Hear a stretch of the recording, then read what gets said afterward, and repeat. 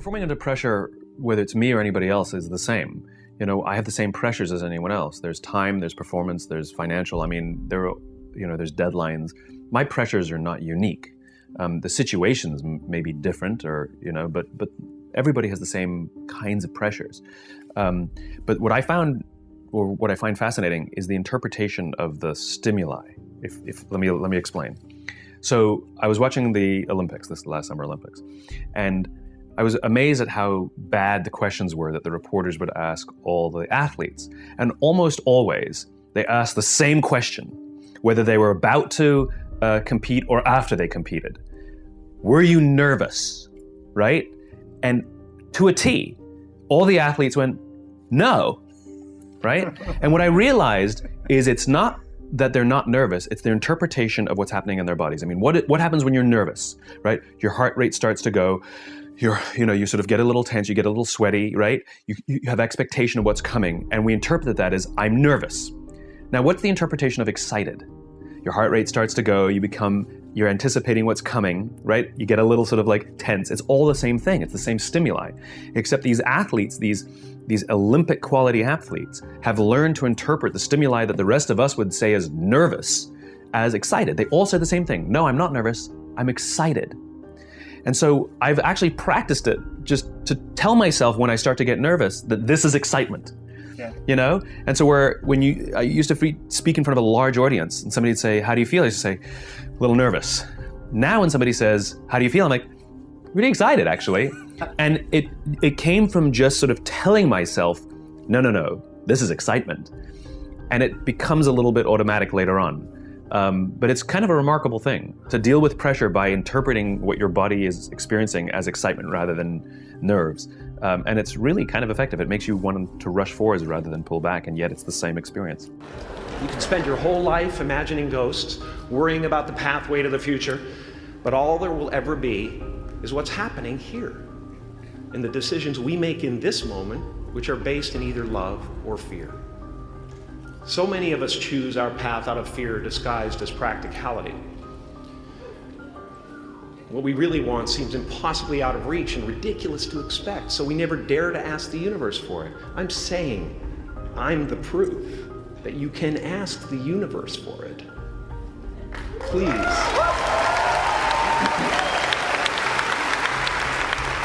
And if it doesn't happen for you right away, it's only because the universe is so busy fulfilling my order.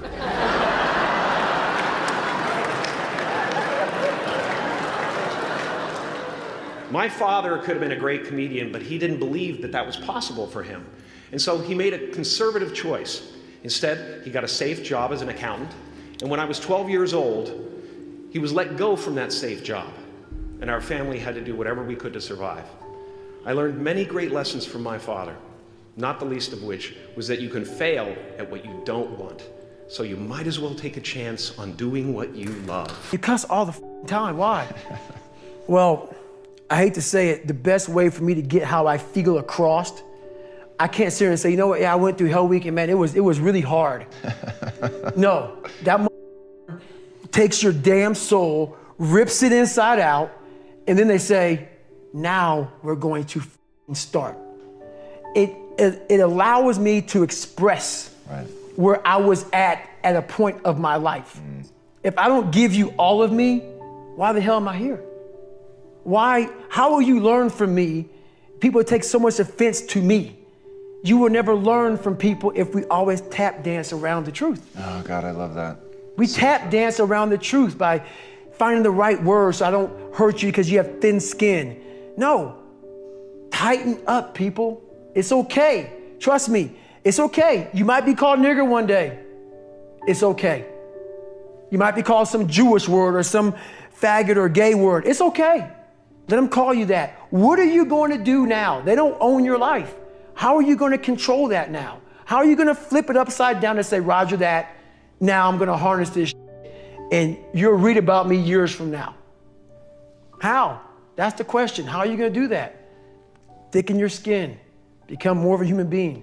Don't be afraid of the reflection in the mirror, because that's all you can be afraid of. Once you overcome the reflection in the mirror, you've done it. Ideas are worth nothing. I mean, ideas are really, they're not a dime a dozen. They're just nothing. All the good founders I know, even the bad founders, can come up with ideas all day long. It doesn't mean anything. You have to be able to execute. And one of the sort of maxims that I was told once was, your success will be measured in the number of uncomfortable conversations you're willing to have. So I often get asked if an entrepreneur should, say, start a business based on one of their passions, or if they should find the most attractive market opportunity and build a business out of that, whether they like it or not. I don't think it's either or. I think you need both. I would say look at your own credit card statement. Identify where you spend an unusual percentage of your income. Where are you price insensitive? Then how old are you? What gender are you? Where do you live? And design a product that has all of those things intersecting. I have been working my whole life. And what I didn't understand, by being determined to chase something, by being committed to it, and what commitment is staying true to what you said you were going to do long after the mood that you have set it in has left. You see, people think commitment is saying, yes, I'll do it on the days when it feels good.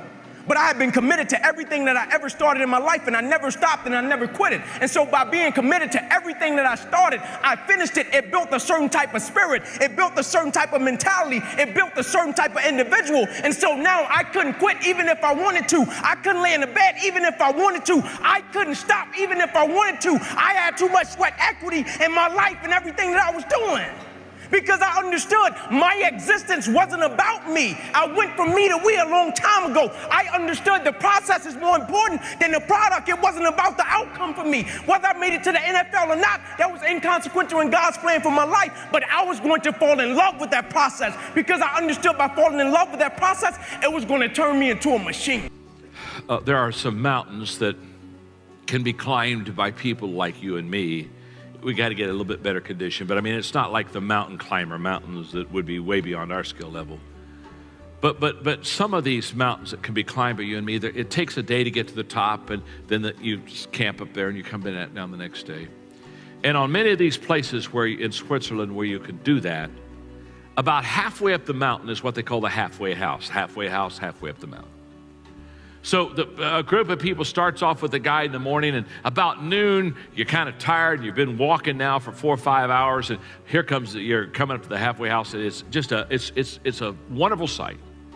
Because as soon as you enter in the halfway house, you can smell the food, and they're getting ready for a good lunch, and you sit down, there's a fire in the fireplace, and there's nice soft chairs, and you can just rest your body and refresh your body.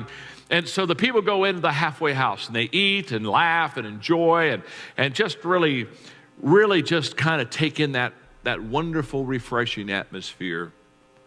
About an hour and a half after being in the halfway house, the guide gets up and says, well, gang, it's time to put on your gear. We got to hike. We got to get on up to the top.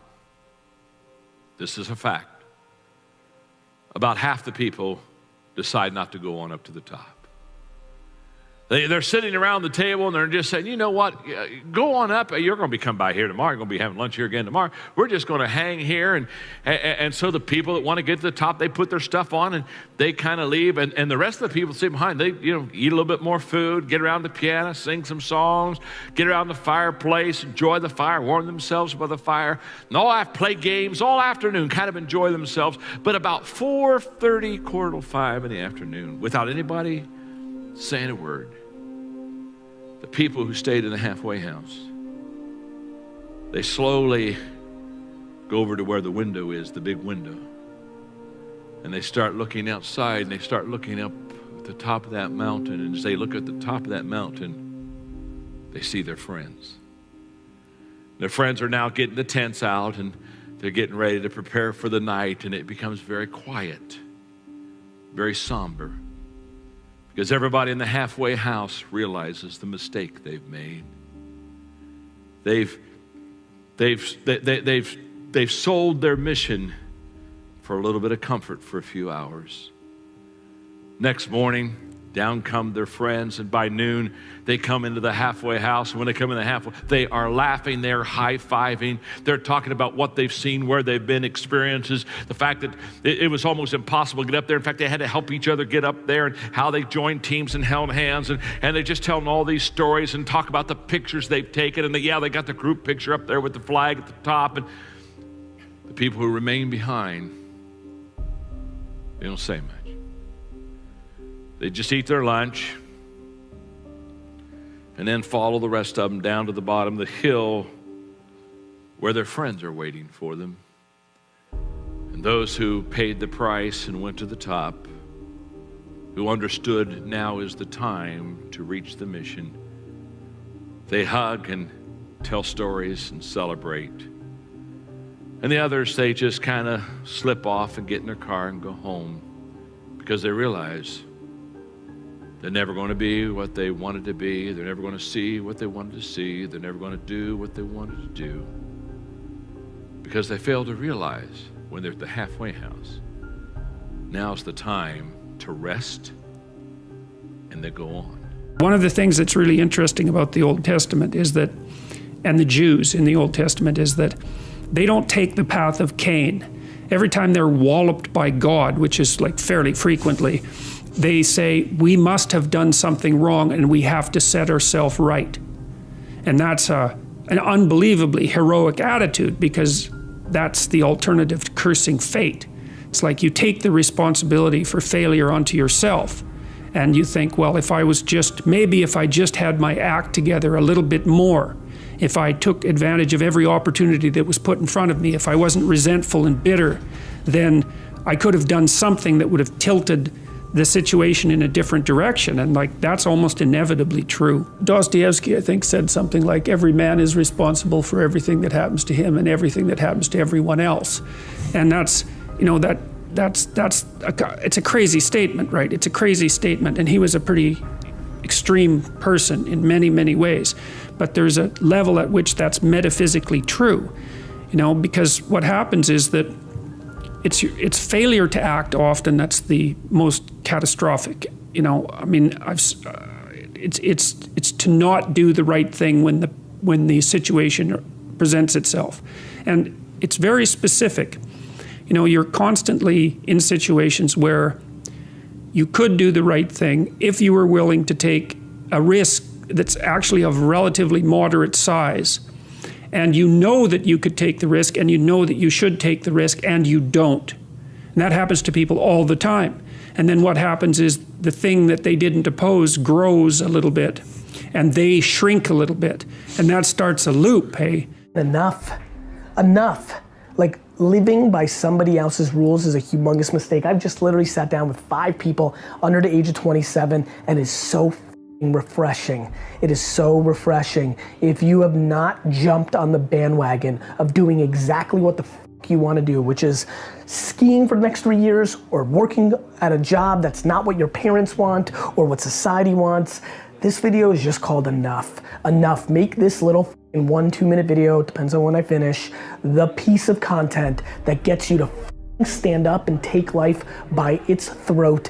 Do something. Stop being scared. Stop letting the way you were raised, the fear as an offense, take that away. Let me be the person. I'll take the blame. I loved that some of my employees are like, my parents don't love what you're saying. Good, parents, because if you are playing defense and if you are living a life where your kids' lives are the way you're being fulfilled, you're a loser, parents. And so enough parents imposing their way. You want your kids to be happy on your terms. Enough the kid that's sitting right now at a desk and saw this in a feed and you hate your job. Enough. Stand up, get the out of here, and do you. Live your life. You got one life. Do something about it. I think that I've got to make a record that is the ultimate sort of here I am, you know. So I think it's time to go back and, you know, it's like in the movies where the ex-Marine grows the long beard and long hair and takes off to like Tibet or something. Yeah. And then there's always a moment he's like, I don't do that anymore. And then he shows up at the Pentagon and he's totally clean shaven. He's like, where do we start? I may be shaving the beard soon. Yeah. I'm getting kind of this place in my life where if you can, man, just do it. You know, I had this moment where in my youth, I was really frenetic and everything was like blah, blah, blah, blah, blah. And then I hit this mode where it was like, less is more. And now as I get into my later 30s, I'm like, if you can do it all the time, you know? You do it all the time as long as you can do it. Just shred. show people what you can do, you know? So it's just sort of this arc also of how fancy you think you are and find yourself to be. I tend to be incredibly modest in terms of describing your talents, and you always seem to belittle your abilities to a certain extent, when clearly there's a reason why everything you do has been working out. I was reading about how you said that to a certain extent that comes from your punk rock roots. Yep, there's no other choice. In those days, there was no idea of this makes money. There's no idea of like, this is my future. It was like a week at a time. We have 5 shows, we're gonna get to Sunday. Whew. And even those days were like fraught with turbulence. And so I never really saw a future. None of us did. And some of us, you know, didn't make it. Some of them are dead. And some of them are just kind of trying to recreate their past. And so I realized that I have to be very hardworking because I don't have kind of the ease of talent. And I come from that. And I think in a way, a lot of ways it served me very well, in that I am as kind of hardworking as I've ever been, completely without confidence. And I have none. I don't want any, because I think you turn your back on the thing, and that's when you get gored, is when you think, I got this. I never think I got this. I think, oh man, don't screw this up. And I go at everything, like including you and I sitting here right now. I'm trying to be fully engaged. And that intensity, I think, has served me quite well, but it comes from punk rock, absolutely. Last boss I ever had was my boss at Haagen-Dazs, my ice cream job. And to this day, he still comes to my shows. And whenever I see Steve, who got me my first apartment, I was living in my car, he believed in me. Whenever I see him, I get all weepy. I always tell him, it's good to see you, sir. Henry, you can call me Steve. I can't do that, sir. Because he trusted me with his money. And I said, let me run your store. I know how to do this. I can do this. He's like, well, if you screw up, you're out of here. I said, I won't screw up. And I ended up I ran his store. And so, but it was anger that said, I'll be here all damn week. I'll get this whole thing right. I fired his staff and rehired a bunch of people who can really work. And it was out of anger. Like, I'll be back in 4 hours to run this $3.75 an hour job into the ground. And then I joined Black Flag, and I thought I was a hardworking person. Then you meet the guys in Black Flag who are so driven. You see Greg Ginn work 23-hour days. Like, Greg, you're still on the phone. I know. Greg, when did you eat? I don't know. Greg, when was the last time you showered? Do we have a shower? Like, the guy, we were not going to be stopped. And I kind of go at that intensity, like kind of anything I do. Like, you're a very calm, good-looking young man. Look at me, I'm a spaz sitting next to you. Like, I'm doing an interview with you. I can't help it. You're focused. I'm sweating, man. And so, but I'm like this going to the airport, like 10 miles out. And so, it's anger that has informed kind of my life, and unflatteringly, a sense of vengeance. Every damn person who said I wouldn't be anything, I'm crushing them every day. Everybody I had to endure in any band I was in, every day, into a powder. Yeah. Thank you. And I wish them no ill. I just wish to shine brighter. And if it burns my body to a crisp, I'm happy to go right now. ESPN called me. They did a story on me this past summer, but they called me one day, and I picked up the phone. They said, is this Inky Johnson? I said, last time I checked, I'm Inky Johnson. They said, is this the same guy that said if you could change what happened to you, you wouldn't? I said, absolutely. They said, it's our understanding the game of football meant the world to you. I said, at one point, it did. They said, it's our understanding that your family was banking on you making it to the NFL so they can have a better way of life. I said, yep, that's correct. They said, we're coming to see you. I said, all right, cool, come on. They said, but we don't want to see you in Atlanta. We want to see you in Neyland Stadium on the exact yard line where your life changes. The same time of day. The only thing that won't be present is Air Force's team. I said, all right, cool. And so they take me to Neyland Stadium. They put me on the exact yard line where my life changed. They said, now tell your younger self why you wouldn't stop your injury if you could. If you could be in the NFL right now making millions of dollars, tell your younger self why you wouldn't change that situation if you could. And I say the reason I wouldn't change it, believe it or not, it has nothing to do with me. Like, on a personal level, He thought I was going to say, because of the man that I've become, the perspective that I've acquired, my faith has been fortified. He thought I was going to say something like that. I said, no, it has nothing to do with it. It has everything to do with the lives that have been affected by the result of the process and the thing that I represent in the world. What my spirit represents when somebody see me, they think perseverance. What my spirit represents when somebody see me, they think don't quit. What my spirit represents when somebody see me, they think that's a quality individual right there. What my character represents in the world. And every single day we're putting something out like that represents something. When people see that, they think it's a thought that comes to the mind. When he said gold standard, he gave me that, I felt a certain type of way. When he gave me the gold standard, I felt a certain type, I felt different. Gold standard, I felt like that went with me. Because I think in what I do, the line of business I'm in, I'm the gold standard. Because I don't compromise. And every single day, I'm going to give you my very best. You can bet your bottom dollar. Every single day, I'm going to bring that gold standard to life. And I'm not just bringing it in one aspect of life. I'm bringing it in every single aspect of life. I'm not going to be one of these people in the world that's a public success, but they're a private failure. Meaning they give everything they got to one aspect of life, but the other areas, they lack off. No, I'm going to give every single thing I got to every aspect of my life because I represent something. When people see me, they think something. Whether that's character, never giving up, never surrendering. And the thing that we can never do is forget what we represent. Because that's how guys end up under a bridge on a cardboard box sleep. They forget what they represent when life hits them with adversity. My only charge for you, never forget what you represent. Most people don't have a compelling vision for their own future. They don't. They move through life setting goals.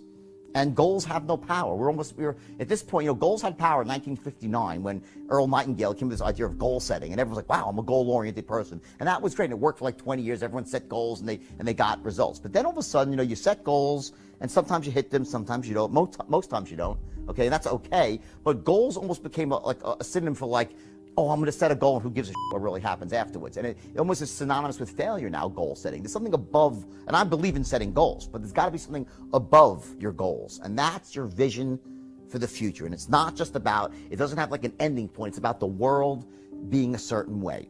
And that's inspiring to you. When you truly have a vision for your future that inspires you, you're going to jump up out of bed in the morning and feel great about going at life versus being miserable and going to a job you hate or living a life that doesn't empower you and just, every day moving through just almost like an automaton, not really, having the zest and the greatness of life.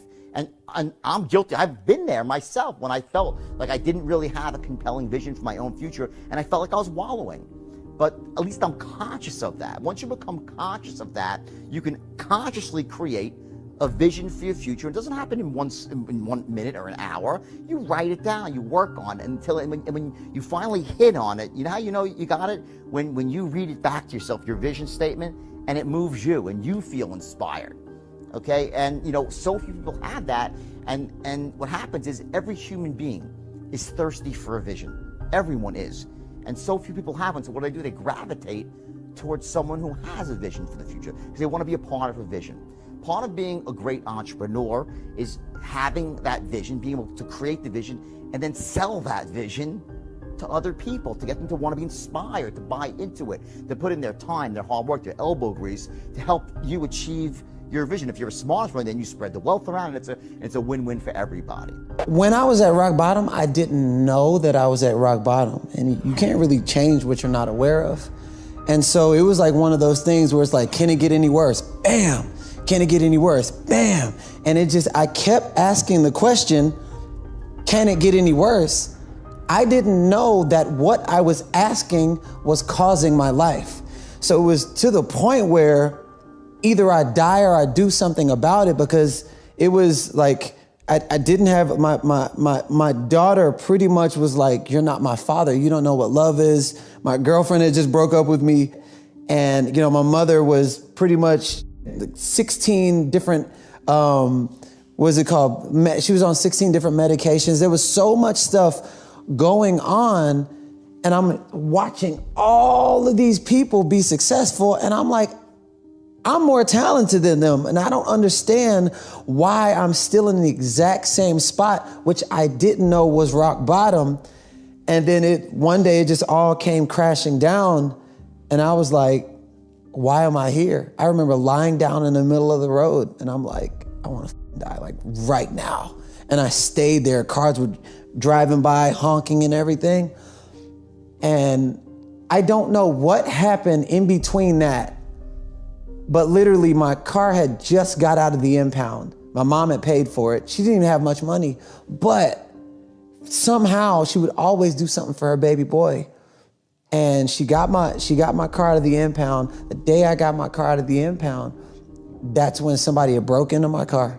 And it was like, can it get any worse? And that night on La Brea, on the corner of La Brea and Hollywood, I'm at there's like this little shopping center, and my car was parked, my window was busted out to the right, and literally it was raining. It was 3:43 in the morning, August 2011, and I yelled out, eyes bloodshot red, and I still didn't know that this was rock bottom, but I've always focused on what I don't want.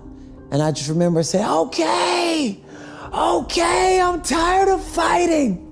I don't want to fight anymore. I want to be healthy. I want to be happy. I want to be surrounded by nothing but positive people. I just want to inspire people, and I want to make a bunch of money, but I want the money to represent something that I passionately believe in. Just show me a sign. Show me a sign. Show me. And I just kept saying it over and over and over.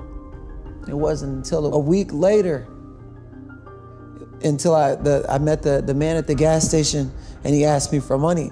And he said, do you have any money? He's just like, it was a homeless guy. And I'm like, and he had a wad of money. I said, you have more money than me.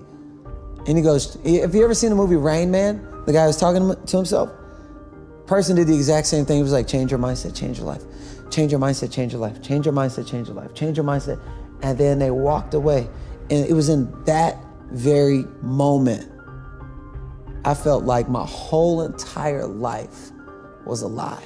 The best advice I ever got was, you only have one chance to make a first impression. I don't remember who gave me the advice, but I've been certainly dishing out that piece of advice for the last 30 years.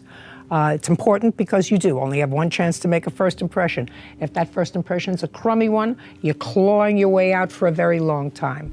So at every commencement speech that I give, I say to the graduates, if you take nothing else away from this commencement other than your diploma, you only have one chance to make a first impression. My goal was to have my own business, to be an entrepreneur and make my own money. And had you been thinking about it while you were in the monastery? Yeah, all those years? the last, well, not all those years, the last couple of years, deciding whether I wanted to leave was probably I wouldn't say probably, was the hardest decision I've ever made in my life, was to leave the monastery. Yeah. So the next question would be, what would I do? You could have ran a web business from the monastery. Could have. We had the largest website in the state of Hawaii. Really? Yeah, monks programmed in HTML, CSS, JavaScript, and we were trained how to edit movies in Final Cut Pro, design in InDesign, Photoshop. We knew it inside out. Wow. Yeah, I learned coding in the monastery. Oh, that's awesome. I didn't know. Yeah. I literally thought you were preparing for meditation 23 hours a day. I didn't know you were doing anything. But we took those concentration skills into everything that we did. So when we were programming, we focused on programming. You know, when we were building a building, or we were pouring cement on the sidewalk, or sweeping something, or cooking, we focused. Right. So in everything that we did throughout the day, we practiced all the tools that we learned. So when we sat to meditate, we'd been practicing for 23 hours. All day. You've lived a life dominated by doubt and fear. How do you step into bravery? Step. That's how you step into bravery. Step. Take the step. Step aggressively towards your fear. And that step towards your fear is the step into bravery. Because we're scared of what we don't know. And there is only one way to learn and to know, and that is to confront that fear. You have to step, you have to go. And this simple action, this simple attitude, it answers so many questions. So many questions. How do you get to the gym every day? You step. You go. How do you change your diet? You step. You go. How do you overcome fear of failure or fear of success or fear of fear itself? You step. And how do you face the fear of the unknown? You step. Don't wait anymore. Don't think anymore. Don't plan anymore. Don't contemplate anymore. Don't make any more excuses or justifications. Don't rationalize anything else. No, no, and no. Instead, be aggressive. Take action now. And what is the first action that you need to take? What's the first step you need to take? The first step you need to take is just that. Step. In the 18th century, there was something that spread across Europe and eventually made its way to America called puerperal fever, also known as the Black Death of childbed. Basically what was happening is women were giving birth and they would die within 48 hours after giving birth. This Black Death of childbirth was the ravage of Europe, and it got worse and worse and worse over the course of over a century. In some hospitals, it was as high as 70% of women who gave birth who would die as a result of giving birth. But this was the Renaissance. This was the time of empirical data and science, and we had thrown away things like tradition and mysticism. These were men of science, these were doctors. And these doctors and men of science wanted to study and try and find the reason for this Black Death of childbed, and so they got to work studying, and they would study the corpses of the women who had died. And in the morning they would conduct autopsies, and then in the afternoon they would go and deliver babies and finish their rounds. And it wasn't until somewhere in the mid-1800s that Dr. Oliver Wendell Holmes, father of Supreme Court Justice Oliver Wendell Holmes, realized that all of these doctors who were conducting autopsies in the morning weren't washing their hands before they delivered babies in the afternoon. And he pointed it out and said, "Guys, you're the problem." And they ignored him and called him crazy for 30 years. Until finally somebody realized that if they simply washed their hands, it would go away. And that's exactly what happened. When they started sterilizing their instruments and washing their hands, the Black Death of childbed disappeared. My point is, the lesson here is, sometimes you're the problem. We've seen this happen all too recently with our new men of science and empirical studiers and these men of finance who are smarter than the rest of us until the thing collapsed. And they blamed everything else except themselves. And my point is take accountability for your actions. You can take all the credit in the world for the things that you do right, as long as you also take responsibility for the things you do wrong. It must be a balanced equation. You don't get it one way and not the other. You get to take credit when you also take accountability. I think it's important to have at least one or two numbers that you track on a weekly basis. So that could be for web-based properties or services or products. It could be weekly average uniques. What it is doesn't matter that much, but matters less than having a metric that you try to improve every week. You could have one or two of them. You really shouldn't have many more than that, I don't think. It could be conversion from sign up to, let's say, first stage of sign up to completion of sign up.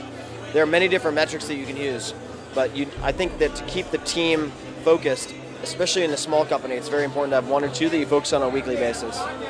The only thing that stops you from getting what you want in life is the bullshit story you tell yourself of why you can't have it. You get that? What stops you back is the story, because the story stops you from getting honest. And if you can't get honest with yourself, there's no way you can go. Imagine like this, success in sales and life, it's like a roadmap, right? You know where you want to go, and you have this perfect strategy, the straight line to get there. It's a perfect strategy. It's going to get you there every single time. But if you don't know your starting point, if you're not getting honest with where you actually are, it doesn't matter how powerful the strategy is, and it doesn't matter how powerful your goal is. I'm going to ask you to set a goal today, right? A 60-day goal. And let's say you really set this goal, and I'll show you how to do it in a brilliant way. So it's visceral. So it makes you really feel it. You see it, you sense it, you smell the goal. That's step one. I'm going to teach you the straight line, which is your strategy to get to your goal.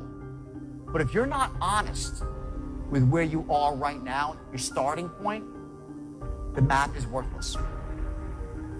There's three things that you need to know: where you are, where you want to go, and how you're going to get there. Those are the three things you must have to take advantage of any opportunity. I'm going to give you the strategy. I'm going to ask you to tell me exactly where you want to go for yourself. You got to get honest. Don't blame the boss. Don't blame the leagues. Don't blame your job. Don't blame the industry you're in.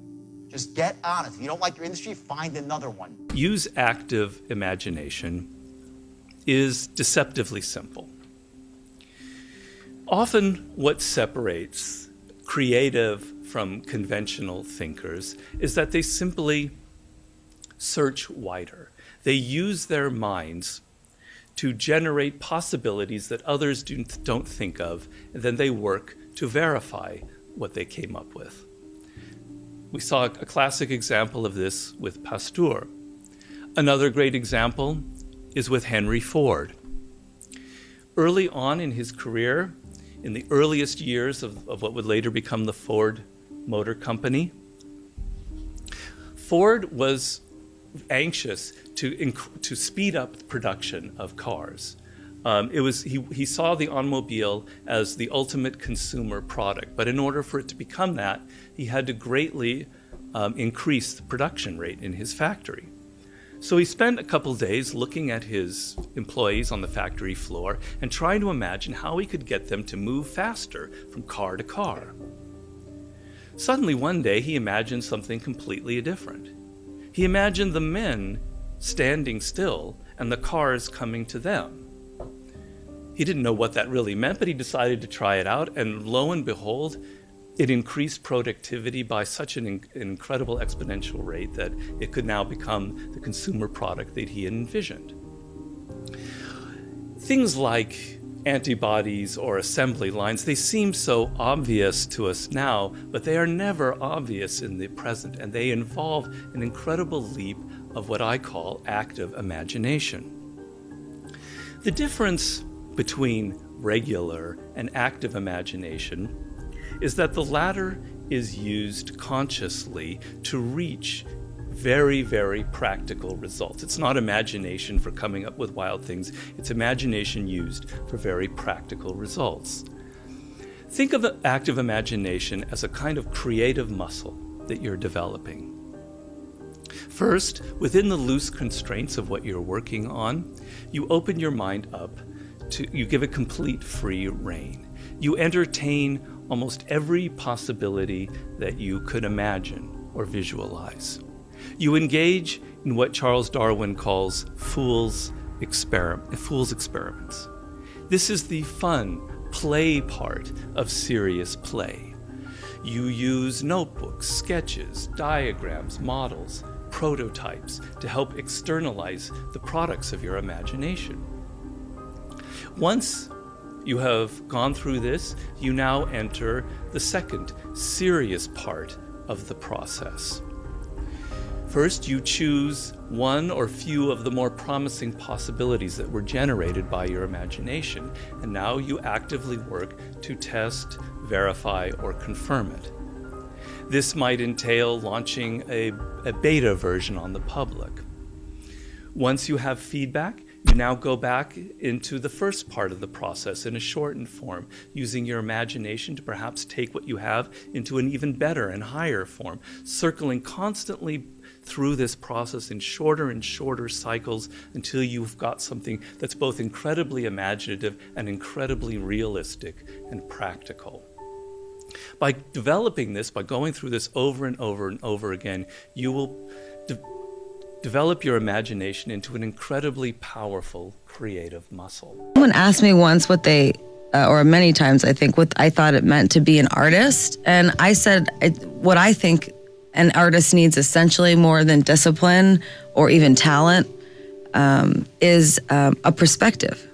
So if you are always changing what you do based on what other people say, you completely lose yourself and you become just, something that's constantly affected by what's around you as opposed to stable and your own and like autonomous in your identity. The reason that most people are not successful or not wealthy is not because they set their goals too high and miss them.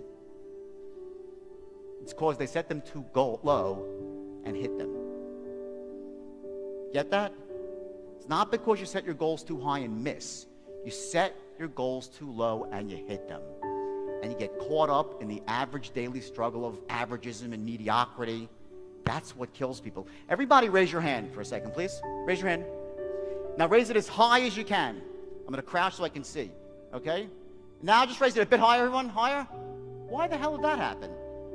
I say raise it as high as you can, and everyone says, okay, then a little bit higher. Okay, well, if you really mean it, right? You get it? It's that extra inch.